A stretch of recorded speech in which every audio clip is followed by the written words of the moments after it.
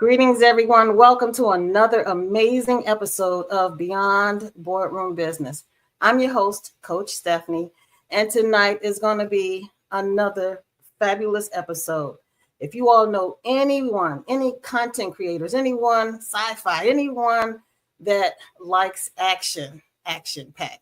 I mean, it's all about the fiction, right? Tonight's episode is going to be featuring Mr. Lloyd and Mrs. Natosha Jones. So without further ado, and they own Midnight Comics. So let's learn more about Midnight Comics by bringing them up. And without further ado, welcome Mr. and Mrs. Jones. How are you all this evening? Doing good. How about yourself? I am feeling fabulous. Thank you for asking. So, Mr. and Mrs. Jones, tell us, what is Midnight Comics all about? What up?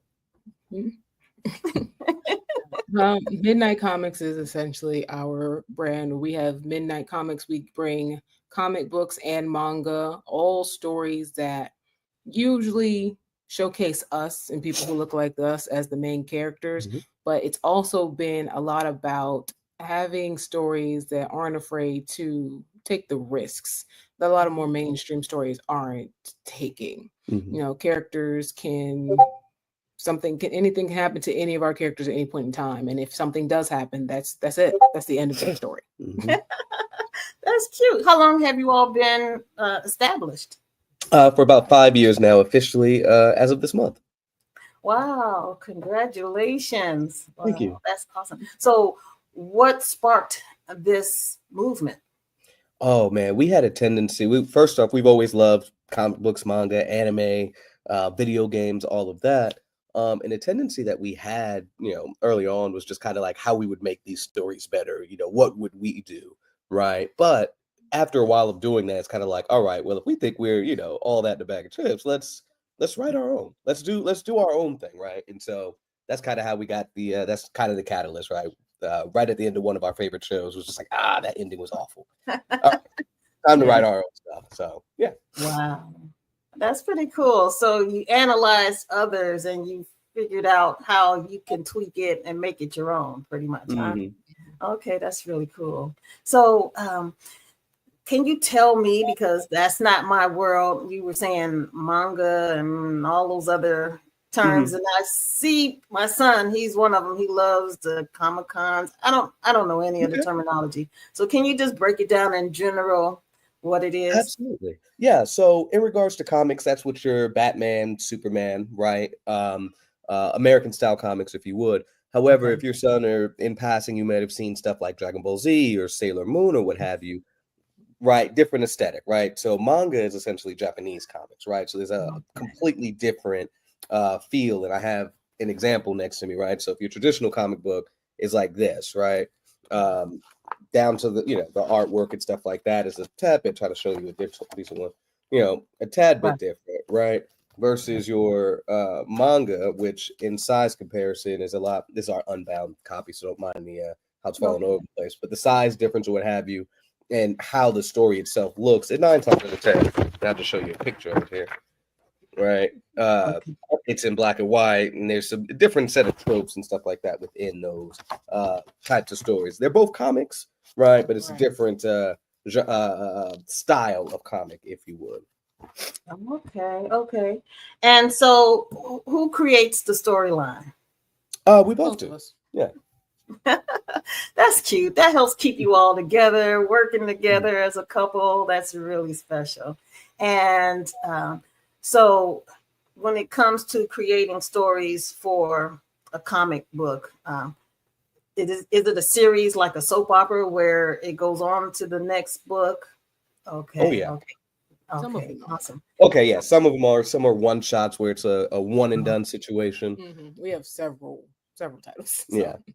Okay. And so you have plenty of different characters? Yes. Oh. Okay. Tell her about the gray. Oh, sorry. Yes, we have a lot of characters. Currently published are 9 different titles. Okay.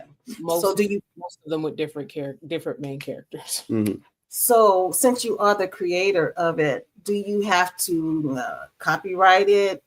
or anything like that? Okay. And do you have plans for expanding the brand with the characters by creating t-shirts, hats, or the bobbleheads or anything like that?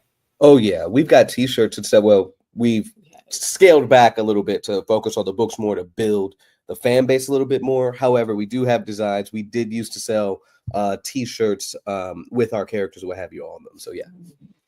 And what's the average age for your readers? Oh, so that varies. It goes from 16 to 54 specifically. Okay. So you can keep the same terminology, the same jargons for the most part. Yeah, there are, there's a couple stories that's a little more mature, but yeah, for the most part, the terminology, jargon, and all of that is pretty much the same. Okay. Are there a lot of African American creators like yourself in that industry? There's actually a lot more than people think, because most of us are indie creators, so we don't work for like the big companies. I mean, we know others who do work for like Marvel, DC, and all the more well-known companies, but there are a lot of us in the indie comic space just doing it ourselves. Right. And we didn't realize it until after we got into the space. It was just like, whoa, okay, we're really out here. All right. So yeah. Okay. So what made you all choose to do it on your own as opposed to trying to fill out an application with Marvel per se? Just the several things, right? We see what happens with some, if you're familiar with like Milestone and all of that, just the Black stories that they do have kind of get pushed in the background.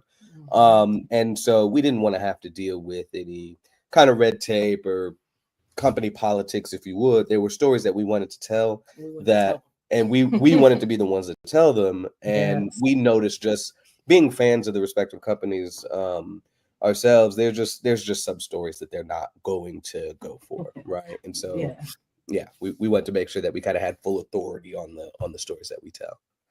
Okay. So do you have like social media pages and websites and things like that for your followers, your fans to follow you? Absolutely. We're pretty much everywhere. Midnight X Comics on everything except for Facebook and YouTube. And that we're just Midnight Comics there. And then, of course, mainly our website, midnightcomics.org, for sure. Okay. So when it comes to creating the stories, are they all serious, or can you create comedy within comics? So I like to, one of my friends, my new friends in the space now, Erica, literally kind of put it in the way I've always thought of comics, where comics itself is not a genre. Comics are a medium. And within comics, like with anything else, you have several genres. You can do comedy, dark comedy, romance, superhero, fantasy. You can do any genre out there in comics. I think a lot of people don't realize that. A lot of people associate comic books with just superheroes. They know Superman, Batman, Spider-Man, X-Men, Avengers. They all came from comic books, and that's comic books. But honestly, some of my favorite comics are not even in the superhero genre. Oh, okay. And we have a bunch of different genres and growing all the time because we have so many stories that we want to tell. Right. So definitely have abundance. So is it in your to-do list to get something on television or Netflix per se? Yeah, absolutely. There's several shows that we've kind of just been gauging, right? We made some posters or what have you of where we think certain characters would fit. So like one of our characters, the Gray, we made a poster as if she was going to go to Netflix. Another character, Soul, we was like, yeah, he would fit on Amazon, so on and so forth, right? So now you, through that, gauging, would you like to see this show? And do you guys think it would fit on this network, right? And then start asking, well, why do you think that, right? What vibes are you getting from these characters? But long and short of it, absolutely. Been, that's a long-term goal. So is there a process before you go on a platform like Netflix where you send them a proposal? Do you need to have investors? So to be honest, go ahead. I am a little bit more in the film industry. Yeah. I'm also an actress, so I know a little bit more about that side of things. But you do have like your pitch decks and your proposals and stuff, but especially like Netflix, Prime is easier. But like your bigger Netflix, HBOs and stuff, you are going to need investors. You're going to need to know somebody, have a pitch deck ready to go, have some proof of concept, all that kind of stuff. And so it is a lot if you want to be like on like a really big network. If you want to be on like a smaller network, it's not as much, but you're still going to need that pitch deck, have some investment put into it and stuff like that. So I don't really know exactly if we've decided who we would work with if when that time were to come, but yeah, we are preparing the things. Now, Natosha, you mentioned you're an actress. I mean, you don't expect me to just skip past that. Tell us more. I do mostly do stage. I studied theater in college, Cool. specifically theater education. It was a compromise. So I mostly do stage acting. Currently, I mostly do voice acting, mostly for indie projects because it doesn't require me to leave my house, and I like being at home. But every so often, I'll do like some on-camera work. It's been like 2 years now, though. I think since I've actually done on-camera work, but it's always I don't know. I love it so much. It's always fun, even when I have to leave the house. Like I'm like I don't want to leave the house, but then I get there and then I enjoy myself and I remember why I love it so much. That's true. So, do you have to have special equipment to do voiceovers? Well, there are a lot of bigger companies that would prefer you have the better equipment, but like when you're just starting out, having something that's cheaper is usually fine as long as you know how to make sure you keep all the surrounding sound out of your recordings. So, do you have like the egg carts on your wall or those spongy looking things on your wall? I have the sponges and I have a big, very very thick soundproofing blanket. Oh, blanket. Okay. I have a business associate and he does his podcast inside of a closet. Is that something? Okay. It's in a closet, but I just have a soundproofing blanket and the stuff in the closet with my stuff. Okay, so that really does make a difference. That's good to know. Okay, so how did you two all meet? Oh goodness, high school. High school. Oh, that's so cute. That's wonderful. I love that. Stuff. Right. No, we were. I had a crush on her in high school, but no, we didn't date in high school. We found each other after. Oh, wow, that's really special. Any children? Oh yeah, 3. Oh, cool. That's really cool. Are they interested in the comics and what you do? Do you use them? We would like to. Our oldest is probably the most invested, I think. Yeah, she's read. So our indie comic collection is almost as much as our mainstream, like almost right as large as our mainstream comic collection at this point. And she's read most of the books that we have that she's allowed to read. We have some more adult ones, and she's also the artist of our kids. Oh, too cool! Do you use her own book one day?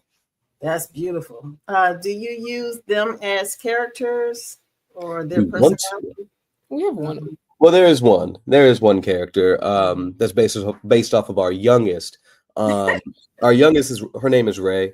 The character's name is Raina. And both of them have spina bifida, right? And so in the story, it's just kind of showing how she overcomes that and is still able to, fight on and be the hero that she is. So that's really cool. Now, do you work with hospitals or nonprofit organizations so you can help? Trying to. Yeah. Okay. Is it difficult to do, or you just haven't tapped into it yet? So it's that initial kind of point of contact, I think, that has been eluding us. We've reached out several times to several different places, but I think in a broader sense, I think it's the trying to get them to understand the value in what we can do in collaboration or partnerships that is seemingly hard to communicate or is being misunderstood. I guess maybe I think that's the hard part. I think in regards to that. Slowly starting, I think now that we're actually starting to work with some other Hmm. businesses in the area, it'll come across more of to allow people to see what What we we can can actually provide. do for them. Yeah. Because right now we're working with our local water authority on a project talking about the dangers of putting fats, oils, and greases in your sink and drains or what have you. Mhm. So yeah, so that's been pretty good so far. That's So nice. Wow. Okay. So do you have anything that you would like to accomplish that you haven't thus far in that arena? in the arena of like partnering with local businesses or what have you. Yes, yes. Oh yeah, Schools. yes. Though That would be we've been perfect. tiptoeing into the schools very slowly over the past few years. Hmm. I know people who have connections in there, like deep connections in there, but it's been a long process. But recently we got an email that should definitely help to kind of pivot us more in that Yeah, direction a lot Wow. faster. because yeah, a Because lot we've of. worked with the libraries, Hmm. the Clay County Libraries system several times. And yeah, with the stories that we have, they fit into different aspects for schools. Our story, the Gray, is a sci-fi thing. She's a physicist, right? So Mhm. there's your STEM side of it, right? Our story, Soul, would dive into history, understanding oneself. Admani is a story about mental health. So like, there's so many different avenues that our stories can be of benefit, I believe. All right. Do you all have it like the suit to go with it? So when you go into the libraries or the schools to help, bring that character to life so the kids can come and hug you and all that and, you know, stay She tuned. does. I used to. I'm working on updating it, but I may also be switching the character because we do have a few other people that we know that would like That to yeah. do some of the characters. But yeah, we do have Tasha has dressed up as one of our characters, the Gray that I mentioned a second I've ago. dressed up as the Gray a few times. It's been years since I've done it. That's cool. And so the children are really receptive when they see that. Yeah. People like it. I think it's the Yeah. hair. You think it's the I think hair? it's the hair. Jesus. She has big hair. She's got big afro plaits. So, I love it. That's really cool. And that really helps the young girls to see that to love their hair naturally. oh So yeah, it's all we put kind a of lot of thought into hair with these characters, hair, body types, and representation in more ways than just oh look black people. Right. yes. Wow. That's really cool. Oh, So go ahead. oh no, I thought I had a picture like immediately next to me. I didn't. Sorry. Okay. So do you all draw freehand or you use software to make the comics? So I do the character design and I do it all actually freehand. I don't do it digitally, and then what I'll do is just kind of scan it and send it to the artists that we work with that will actually do like the sequential art to bring the actual story proper to life. But yeah, straight Okay. pencil and paper for me. I'm a Did, writer. I can't draw. did you all go to school for this or Um, I went to school for video game art and design, then through some shenanigans, ended up being graphic design essentially, or visual communication specifically. So in a sense, yeah, I did. do you all use AI to No, help? no, Okay. And no so way. you say no. So what's the story behind that?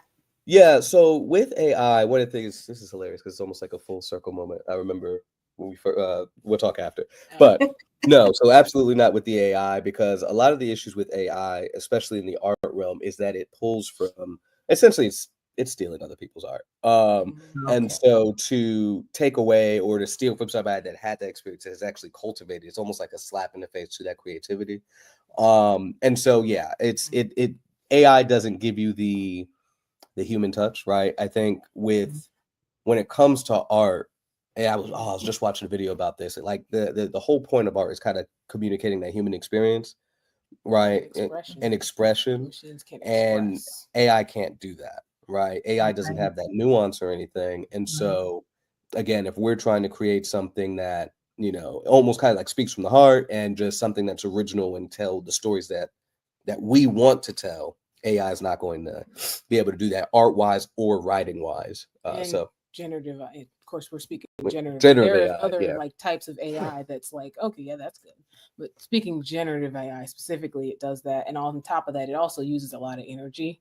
And like Mhm. I know it right now in Atlanta specifically, it's causing a lot of issues Mhm. with the community, which sucks. Yeah. But also, honestly, if we did, they would run us out. Oh yeah, you're done.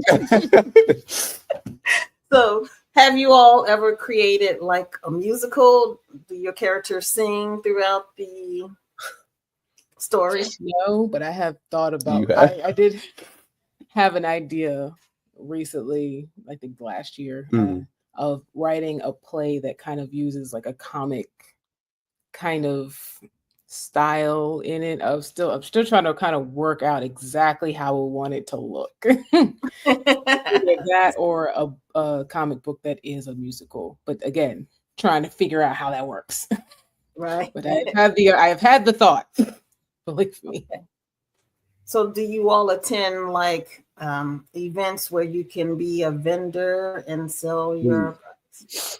Oh yeah, we've just recently finished doing Atlanta Comic Con. Prior to that, we did MomoCon. We've done BlurredCon earlier this year, so on and so forth. DreamCon, the whole nine. So yeah, we've definitely had the opportunity to travel for this, so it's been good. That's cool. And what's the feedback that you receive when you're out there vending? Usually we sell out of all of our books. People will come back and say, "Oh man, I need the next one. When's the next thing coming out? You know, what else do you guys plan on doing?" So it's amazing. The feedback has been fantastic. So, and that's what, honestly, that's what kind of keeps us going. Like, yeah, sure, like making sales, like absolutely keeps us going. But hearing that feedback and how the people feel about the stories after the fact, that's the exciting part. That's key. And yeah, the feedback is awesome. Do you get customers from outside of the African American culture to purchase? Oh yeah.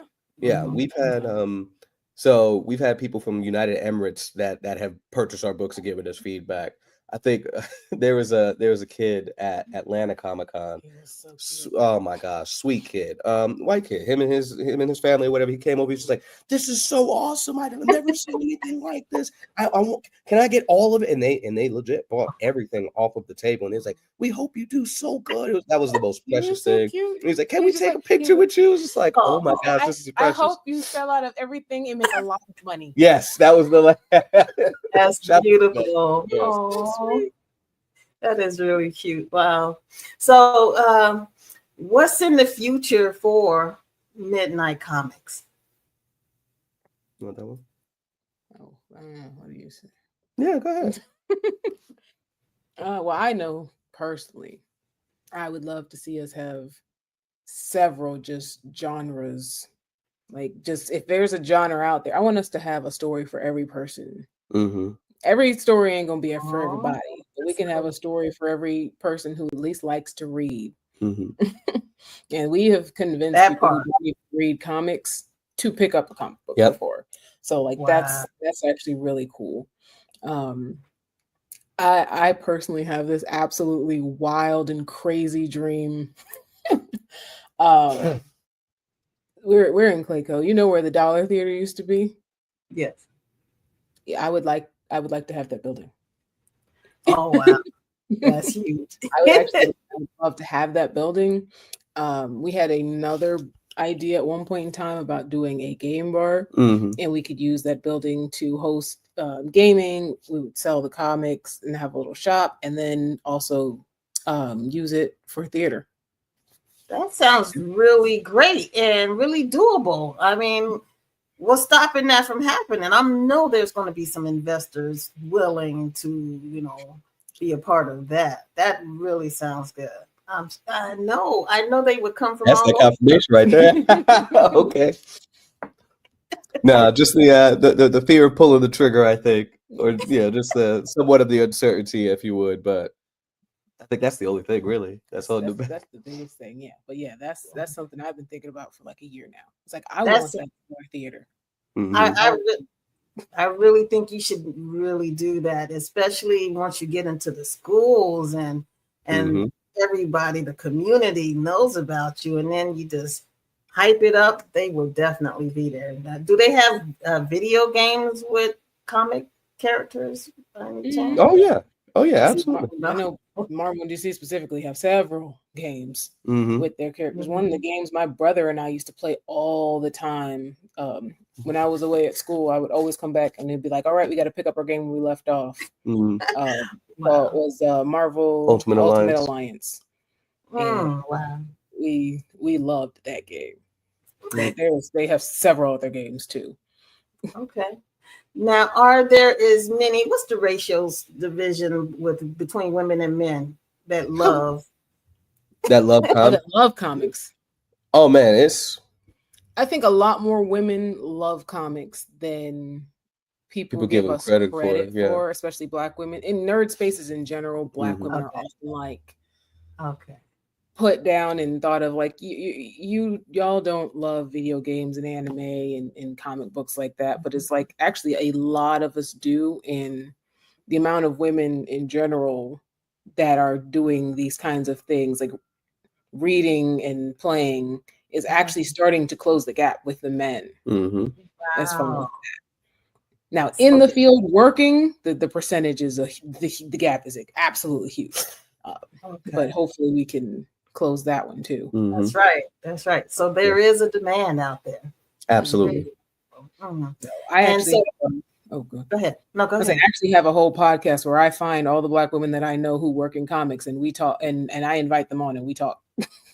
That's cool. What's the name of it? Your show? Melanin Minds. Okay. And so Melanin Minds is about uplifting Black women in the comic and manga space. Wow. And so they're all over, huh? Come from all over the country or all over the world. That's really I've got 3 seasons now. So wow. Wow. You all are really opening my eyes to this world. Because I just see a comic book and I'm so like analytical and I just think business, as a business strategist. And I would read a comic book, and maybe if I'm on vacation or something like that. So it's something I've never thought about. But it's interesting. And I love movies, so it's a movie in print. Right. Absolutely. Yes. Okay. So is there anything else you would like to share? Any kind of inspiration for anyone who's interested in going into this industry? Yeah, absolutely. My favorite thing always to say is if you're interested in really doing anything, but especially like getting into comics and stuff like that, just do it. It's not going to be perfect the first time, and that's okay, right? Everything is an opportunity for growth, so just do it. But be open to the criticism so that you can grow, because if you're not willing to listen to people who've been doing it in order to improve, that's true. It's not going to last very long. That's true. So put the ego aside and be willing to accept critical analysis. Absolutely. Wow. Okay. So how can people find you? Yeah. We are Midnight X Comics everywhere except for Facebook and YouTube, but we're just Midnight Comics. And of course, you can visit us at midnightcomics.org, where you'll get all that social media there as well. Wow. So Midnight X Comics, where? Everywhere. So Instagram, TikTok. Where else? We don't have Twitter anymore. Yeah, we deleted the Blue Sky. No, I think Blue Sky is actually Midnight Comics. So Instagram, TikTok, and then Midnight Comics on YouTube and Facebook. YouTube. Wow. Do you have any of your stories on YouTube? So we talk about them. we talk about our stories. We actually have a show that we were doing for a while called What We're Reading, in which we talk about other indie comic books and the things that we liked about them, and advise people to check them out, of course. But yeah, that's mostly give like tips and stuff. Okay. Storytelling tips and stuff. Yep. So do you have consulting services for people interested, or you just okay? Wow. Which all those are on midnightcomics.org as well. Okay. Wow. Awesome. Well, I really enjoyed this episode, and I would love for you all to come back in the future and share what's going on in your world about the world of comics, because I love to learn. I'm a nerd. And I know that there's room at the top for everybody, and I just want to see us win. So absolutely. I would love to see you all come back. Is that cool? Absolutely. Yes. Awesome. Well, thank you so much, and just hold tight. I'll see you all in one moment. So I hope you all enjoyed this episode, and make sure you check out midnightcomics.org. go to their website, purchase their products, get to know Lloyd and Natosha Jones. I hope you all enjoyed this episode of Beyond Boardroom Business with your host, Coach Stephanie. And until the next time, stay prayerful, stay positive, and stay powerful. Peace.